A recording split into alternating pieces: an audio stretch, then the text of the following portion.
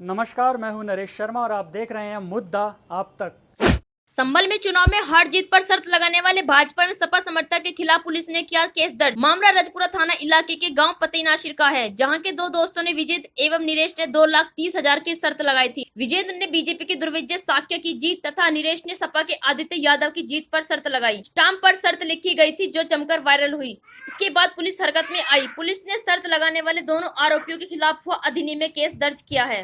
कल ये थाना रजपुरा में एक सूचना प्राप्त हुई कि बदायूं लोकसभा सीट पर हार जीत को लेकर स्टाम्प पेपर पर कुछ लोगों ने शर्त लगाई है।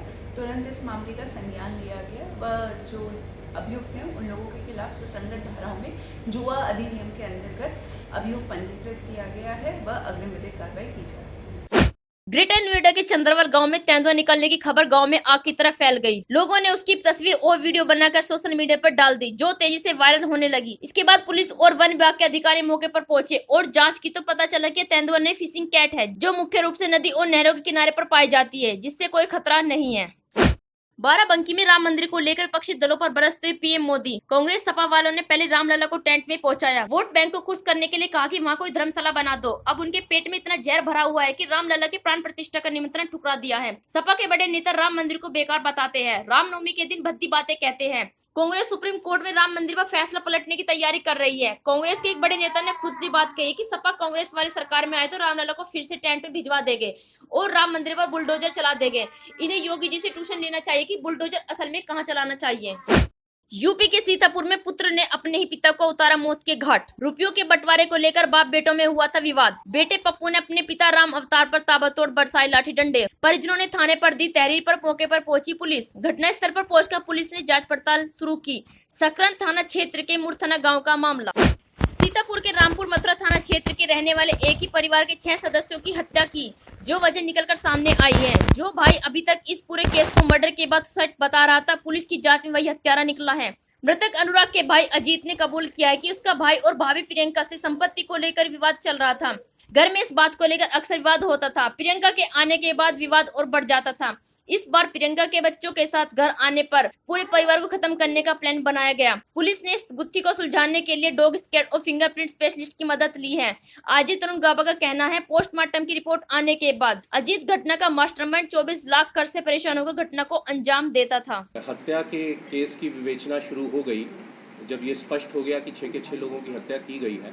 उसके बाद जो ये अपने आप को चश्मदीद गवाह बता रहा था, उससे भी गहनता से पूछताछ की गई।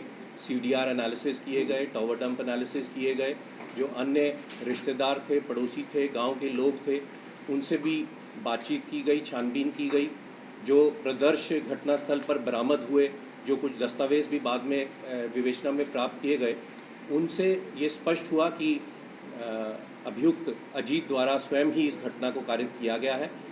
आम आदमी पार्टी की राज्यसभा सांसद स्वाति मालीवाल मामले में 13 मई की घटना का पहला वीडियो सामने आया है। इसमें मुख्यमंत्री अरविंद केजरीवाल के पीए रहे विभव कुमार अलग खड़े हुए दिख रहे हैं। सुरक्षाकर्मी स्वाति से बात कर रहे हैं। इस दौरान स्वाति मालीवाल कह रहे हैं कि सबको सबक सिखाऊंगी, नौकरी खा जाऊंगी।